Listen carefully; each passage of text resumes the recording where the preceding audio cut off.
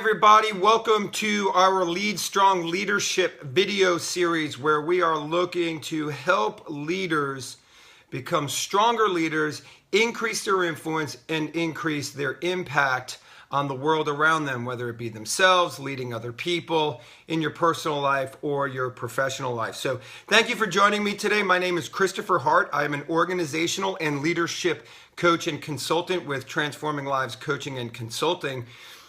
And so this week we've been working through a 5-part video series titled The 5 Deadliest Sins of a Leader. And so we've worked through the first 3 deadliest sins, and today we're on the 4th deadliest sin. And so what we've covered thus far is the first deadliest sin being perfectionism. We've done a video on that. It's in our video library, it's on our YouTube channel, or it's even on our website, on our blog page. So feel free to check out our previous videos. But deadliest sin number 1, the deadliest of all sins, perfectionism. We talked about we can't hold people accountable to something that they can't achieve, which is perfectionism. So watch that video, check out why that's the deadliest of all sins and why we can't hold people to a level of perfection. The second one was pride.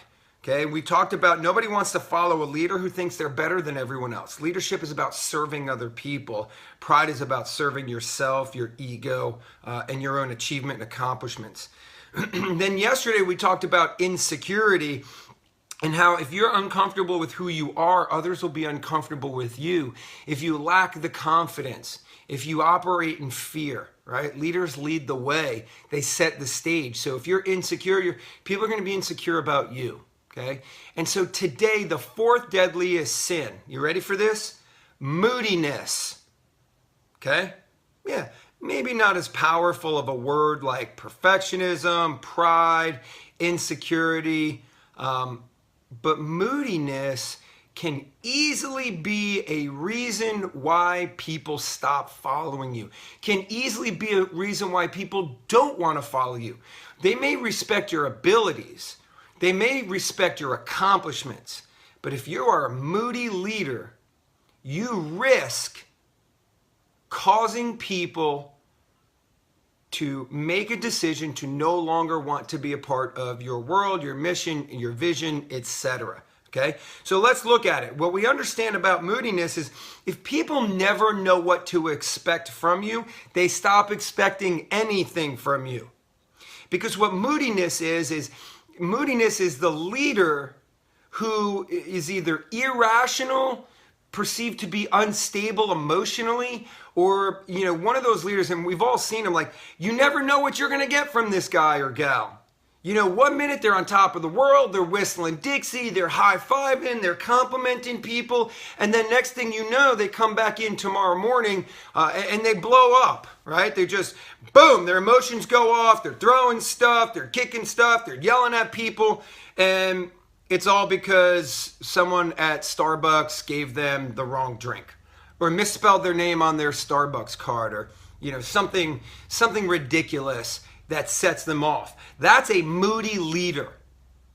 And so what we're going to look at today is understanding the components that drive what causes someone to be moody, right? Unstable emotionally per se. And then how do we overcome it? Like, what are some things that as leaders we can be more aware of that can stabilize our emotions through the journey of leadership? Because leadership is an emotional process driven by logic. How do we become more logical in a very emotional process? And we say an emotional process because what we understand about life, the psychology, the brain, human performance, etc. Logic makes people think, emotions make them act. But here's the reality of that statement. As much as our emotions make us act, the reality behind it, the understanding behind it, it's not so much emotions make us act, it's the stimuli that drives emotions. So it's about being more cognitively aware of the stimuli that affects, A-F-F-E-C-T-S, that affects your emotions, that determines how you behave. Okay? So I can't sit here and tell you what exactly drives that stimuli. They're events, right? But it's more about how you've processed events in the past and how it shaped your emotions today.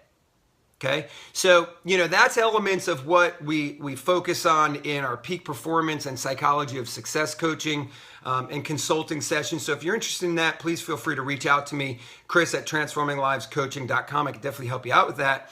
But here's what I've identified. Emotions drive us, right? But what really causes leaders to become moody? I've identified two key elements, and I've previously done a video on some of these topics. So we'll dig those videos up and hopefully post them in the comments. But here's what I know. There's really two elements that I think affect every leader and why they're moody. The first one is disappointment, and the second one is their patience, or maybe lack thereof. Okay?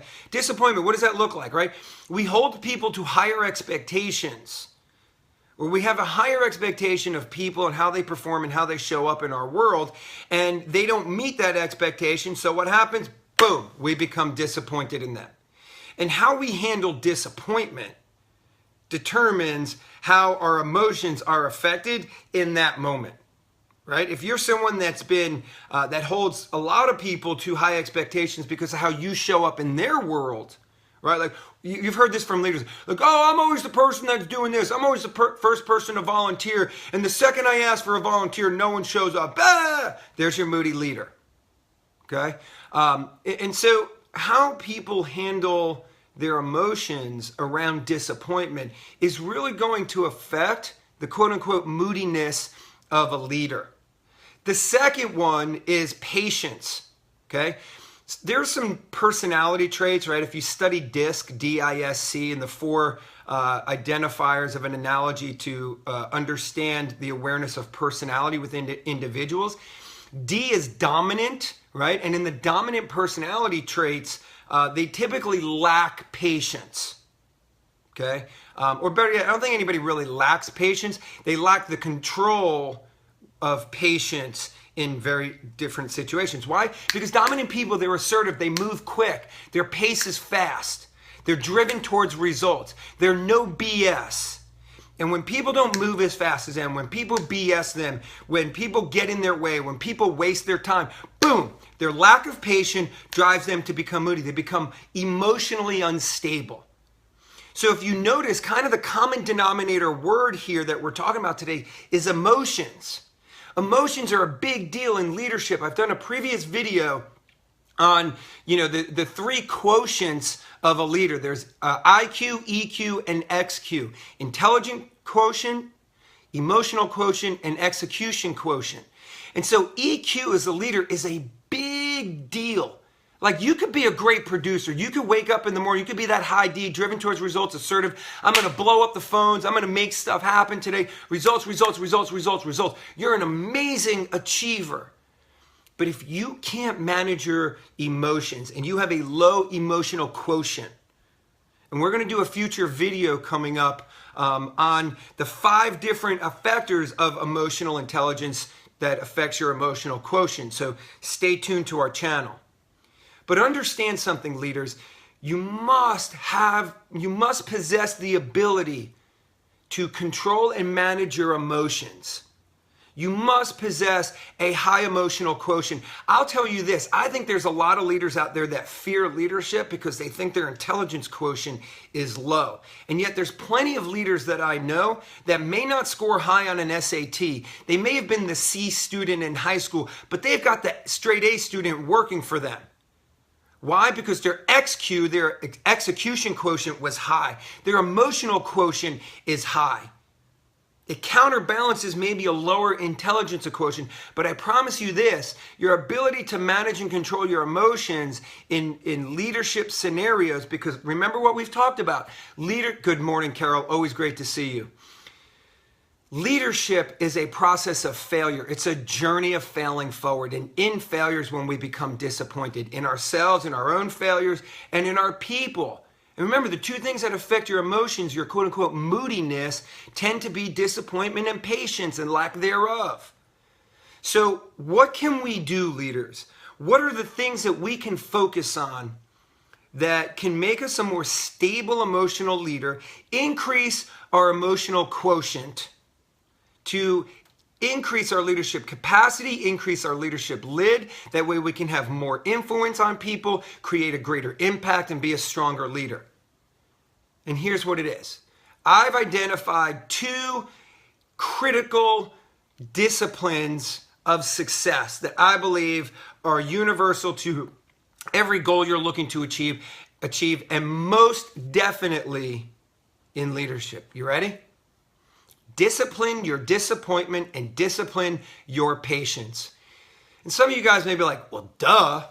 Okay, that makes sense. You talked about disappointment. You talked about patience. I get it, Chris. But where's the kind of sexiness behind that? The sexiness is understanding that there's 2 ends of the spectrum to these 2 disciplines, right? I'm not sitting here telling you wild childs out there that are go, go, go, go, go to always slow down.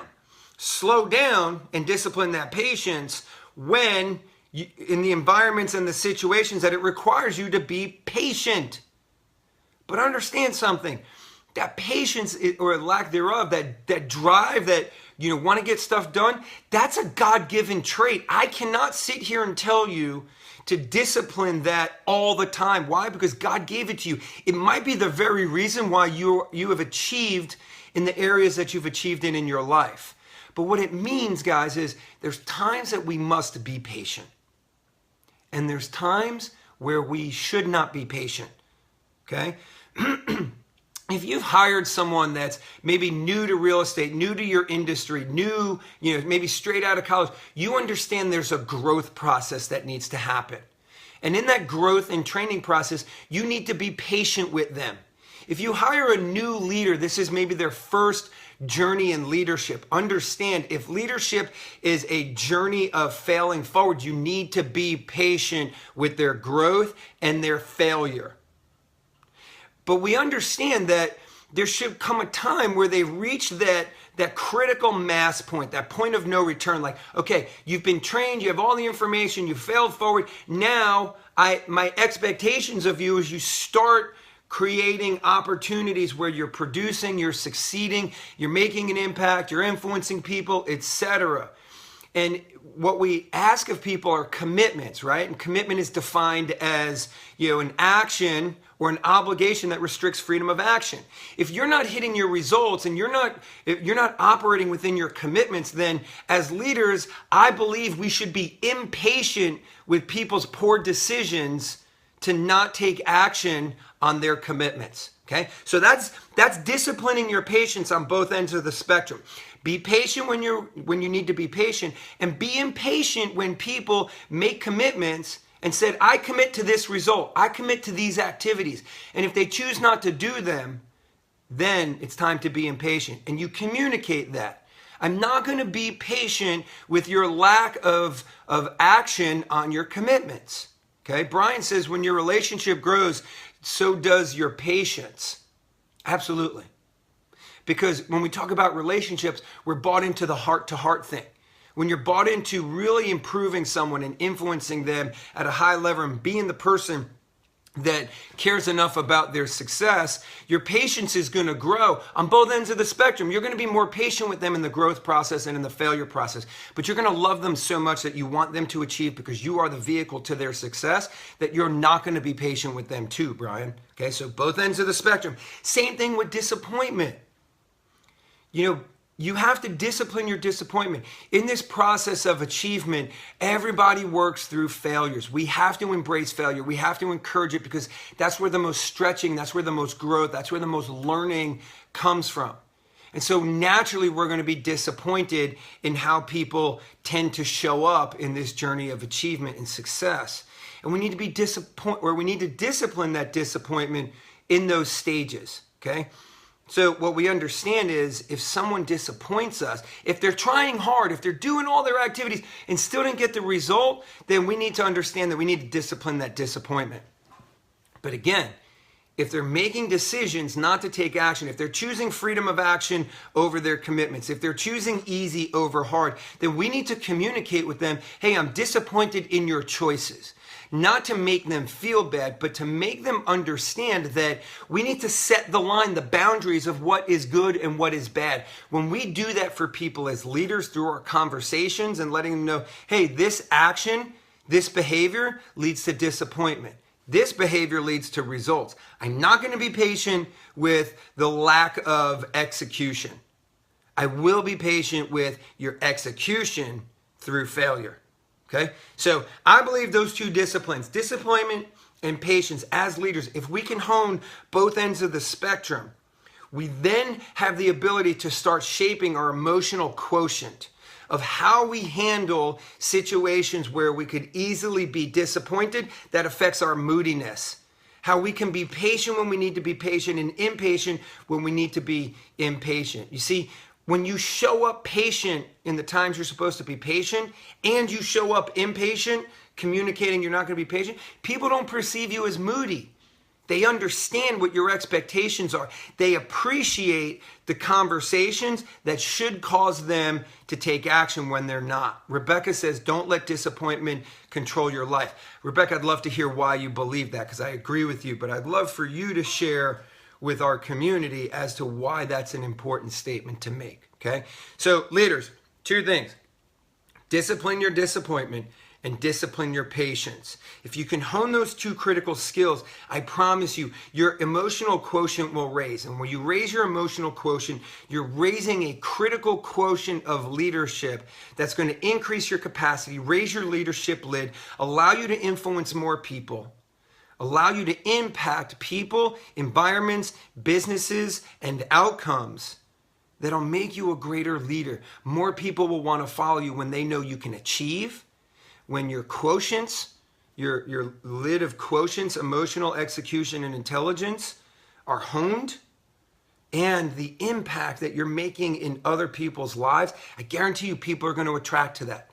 And when you attract them to it, you're going to attract a higher quality of match to the roles and organization. More people like you will want to be like you, so they'll attract to you. And when they attract to you, and you can lead them through the emotional quotient, intelligence quotient, and execution quotient by really honing that stability and emotion and not being that moody leader, you're going to keep that talent around, that A player, whatever label you're associating to. You'll keep them longer, and the impact that you'll make in your organizations and in your environments and in your family and in the world as a whole will be massive.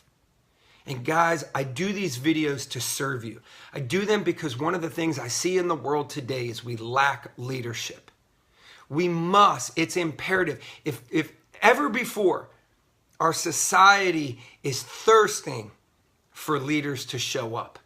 And this is the one aspect that I think could really massively increase our ability to impact the world through our leadership.